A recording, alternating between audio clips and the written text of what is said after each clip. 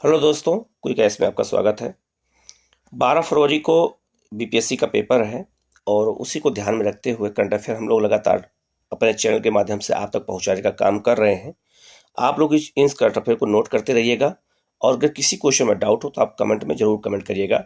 Channel को like करिए, subscribe करिए और हमारे चैनल के साथ जुड़िए। आपको current affair, other economics, history, politics सब चीज़ों से आपको हम एक नोट्स आपको देते रहेंगे। आप लगातार हमारे चैनल से जुड़े रहिए, आपको बहुत सारा फायदा होगा। ठीक है, हम लोग करंट अफेयर की ओर चलते हैं।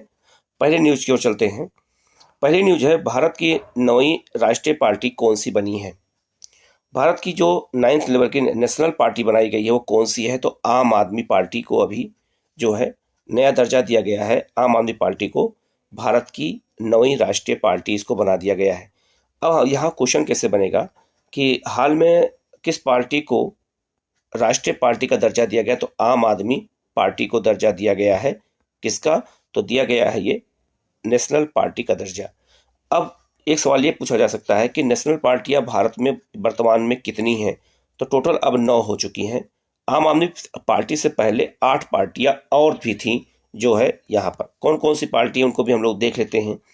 भारत की सभी राष्ट्रीय पार्टियां कौन कौन सी हैं और उनकी स्थापना कब हुई, ये भी एग्जाम में कभी कभी आ जाता है। तो भारतीय जनता पार्टी, इसकी स्थापना 1980 में हुई थी। ये राष्ट्रीय पार्टी है और वर्तमान में यह विश्व की सबसे बड़ी पार्टी है। ये भी याद रखिएगा, भारत की नहीं, विश्व की सबसे बड़ी पार्टी इस समय बन के उभरी है भारतीय जनता पार्टी।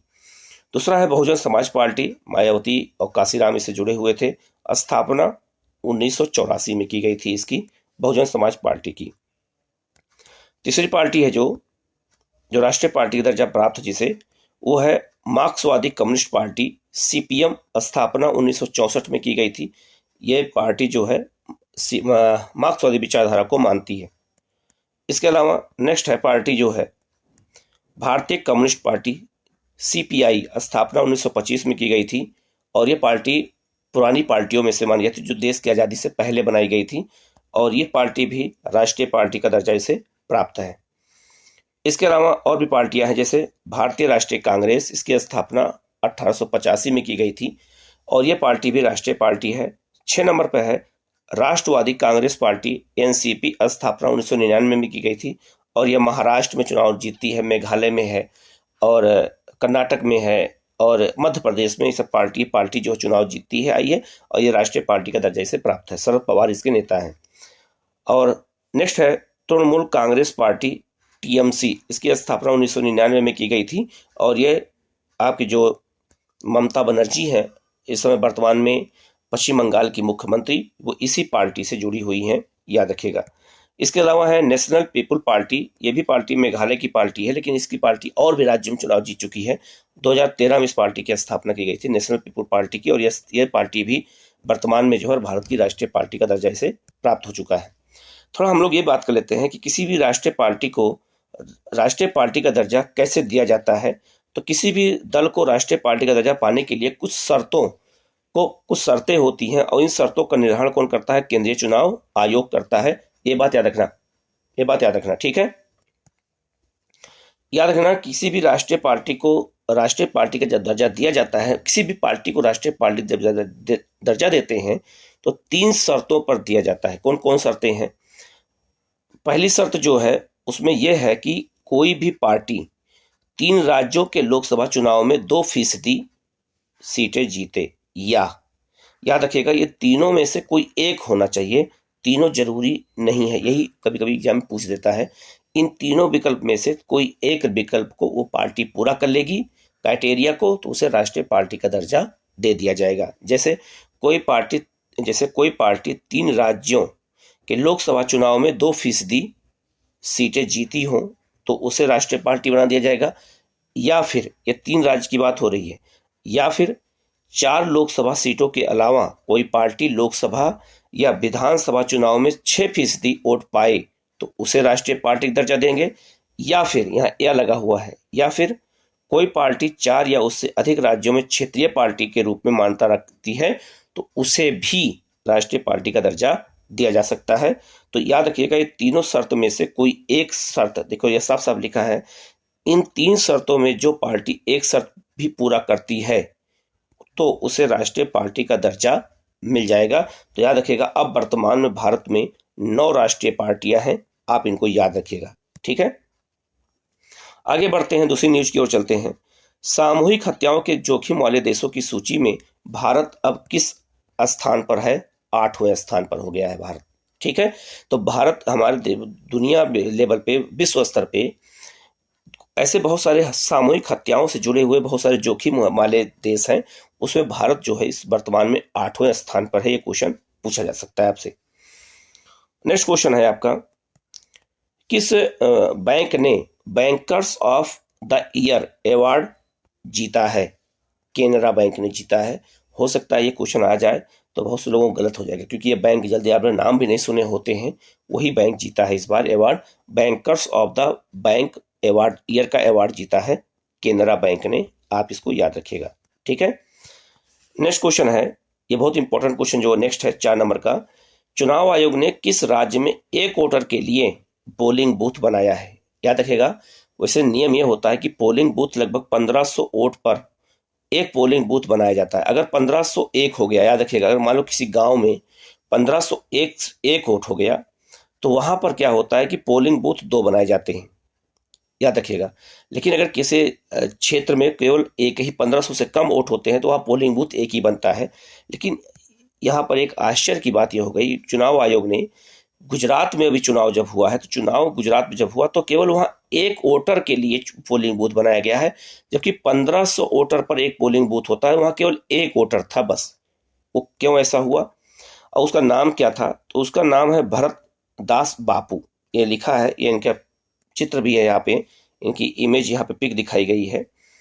भरत दास बापू सोमनाथ जिले के बानेज गांव के एकमात्र वोटर थे, जहां यहाँ के एक प्राचीन मंदिर के पुजारी थे। गिर, वहां गुजरात में गिर के जंगल में आने वाले बानेज के गांव में आने की इजाजत किसी को नहीं है, क्योंकि पर्यावरण के लिए बहुत खास है वो। यहाँ के मंदिर में रहने वाले पुजारी के लिए ही अलग पोलिंग बूथ बनाया गया है। तो एग्जाम में यह भी पूछ सकता है कि वो उनका नाम क्या था? भरत दास बापू, याद रखिएगा, उनके लिए अकेला एक पोलिंग बूथ बनाया गया है। नेक्स्ट क्वेश्चन है, राष्ट्रीय जैव विविधता आयोग का अध्यक्ष किसे नियुक्त किया गया है? तो राष्ट्रीय जैव विविधता आयोग का अध्यक्ष बनाया गया है सी अचलेंद्र रेड्डी को बनाया गया है, ये आप इनको याद रखिएगा। भारतीय जैव विविधता आयोग के अध्यक्ष बने, बहुत इंपॉर्टेंट है, इनको आप याद रखिएगा। इसके बाद आगे बढ़ते हैं, अंतरराष्ट्रीय लूसोफोन, याद रखिएगा, बहुत इंपॉर्टेंट है ये। अंतरराष्ट्रीय लूसोफोन महोत्सव का आयोजन कहाँ किया गया या कहाँ आयोजित किया गया है? गोवा में किया गया है। ठीक है, आप इनको याद रखिएगा, बहुत इंपॉर्टेंट है ये क्वेश्चन, ऐसे क्वेश्चन ज्यादा एग्जाम में आते हैं। ठीक है, नेक्स्ट क्वेश्चन है, विश्व का सबसे महंगा शहर कौन सा घोषित किया गया है? न्यूयॉर्क। न्यूयॉर्क शहर विश्व में वर्तमान में सबसे ज्यादा महंगा शहर जो है घोषित किया गया है, आप इनको याद रखिएगा। नेक्स्ट क्वेश्चन है, किस राज्य ने एक जिला एक खेल योजना शुरू की है? तो उत्तर प्रदेश ने। उत्तर प्रदेश ने एक जिला एक उद्योग योजना भी शुरू किया था, एक जिला एक उत्पाद योजना शुरू किया था। अब अगला है एक जिला एक खेल योजना शुरू किया है। खेल को बढ़ावा देने के लिए उत्तर प्रदेश की सरकार ने, यह आपसे एग्जाम में पूछा जा सकता है। नेक्स्ट है आपका, नीति आयोग ने किस वर्ष तक शुद्ध शून्य उत्सर्जन लक्ष्य हासिल करने के लिए कार्बन कैप्चर अध्ययन रिपोर्ट जारी की है? 2070 तक। नीति आयोग ने एक निर्णय लिया है कि भारत 2070 तक 0 कार्बन का उत्सर्जन करेगा, 0, जिससे पर्यावरण, जलवायु परिवर्तन, ओजोन परत आदि जैसे चीजों को नुकसान न होने पाए। तो हमने जो लक्ष्य रखा है वो 2070 रखा है, और पूछा जाएगा किसने रखा है? तो ये नीति आयोग ने रखा है। हो सकता है आपको यहाँ पे पर्यावरण मंत्रालय दे दिया जाए, लेकिन पर्यावरण मंत्रालय नहीं होगा, इसका आंसर हो जाएगा नीति आयोग। नीति आयोग ने 2070 तक का लक्ष्य रखा है, याद रखिएगा। ठीक है, नेक्स्ट है, स्वच्छ वायु सर्वेक्षण रिपोर्ट 2022 में शीर्ष स्थान पर कौन सा शहर है? लखनऊ। लखनऊ को जो है क्लीन एयर सर्वे में सबसे ऊपर रखा गया है 2022 के, ये आप लोग याद रखिएगा। ठीक है, नेक्स्ट क्वेश्चन है, भारतीय नौसेना ने किस वर्ष तक आत्मनिर्भर बनने का लक्ष्य रखा है? मोस्ट इंपॉर्टेंट क्वेश्चन है, नौसेना ने घोषित किया है कि हम 2047 तक किसी भी देश से कोई भी चीज का आयात नहीं करेंगे। हम अपने देश में ही हथियारों का, जहाजों का, पनडुब्बियों का निर्माण करेंगे और किसी भी देश पर निर्भर नहीं रहेंगे। तो भारतीय नौसेना ने कहा है कि हम वर्ष 2047 तक जो है आत्मनिर्भर रहेंगे और हम किसी देश से किसी भी चीज का आयात नहीं करेंगे। ठीक है, बहुत इंपॉर्टेंट क्वेश्चन है, आप इसको याद रखिएगा। नेक्स्ट क्वेश्चन है आपका, हिंसा के जोखिम वाले देशों की सूची में कौन शीर्ष स्थान पर रहा है? तो पाकिस्तान शीर्ष स्थान पर रहा है। यहां पर हिंसा के जोखिम वाले देशों में सबसे नंबर 1 पर है पाकिस्तान, ये आपको याद रखना है। ठीक है, नेक्स्ट क्वेश्चन है किस देश में दुनिया का पहला रियल टाइम गोल्ड एटीएम स्थापित किया गया है? हैदराबाद में जो क्या किया गया है, दुनिया का पहला रियल टाइम गोल्ड एटीएम बनाया गया है हैदराबाद में। ये काफी इंपॉर्टेंट है, पहली बार ऐसा हुआ है, तो क्वेश्चन आ सकता है। नेक्स्ट क्वेश्चन है, 2022 में भारत का सबसे बड़ा व्यापारिक भागीदार देश कौन सा बन गया है? संयुक्त अरब अमीरात। 2022 में नंबर 1 पर भारत का सबसे बड़ा भागीदार देश कौन सा हो गया है? तो संयुक्त अरब अमीरात हो गया है। आप इनको याद रखिएगा, ट्रेडिंग पार्टनर में नंबर 1 हो गया है, लार्जेस्ट में। ठीक है, नेक्स्ट है, विश्व मानवाधिकार दिवस कब मनाया जाता है? बहुत इंपॉर्टेंट है, ये 10 दिसंबर को मनाया जाता है। और याद रखिएगा, इसी दिन 10 दिसंबर को ही नोबेल पुरस्कार दिया जाता है। जिस वर्ष नोबेल पुरस्कार किसी घोषणा होती है वो 10 दिसंबर को ही दिया जाता है। तो 10 दिसंबर को दिया गया है, लेकिन एग्जाम में आपसे ये हो सकता है ये ना पूछ के ये पूछ दें कि विश्व मानवाधिकार दिवस 2022 की थीम क्या थी? थीम क्या थी? तो dignity, freedom and justice for all. ठीक है, ये इस बार का जो है ये विश्व मानवाधिकार दिवस की थीम है। ये काफी इंपॉर्टेंट है, ये आपसे एग्जाम में पूछा जा सकता है। ठीक है,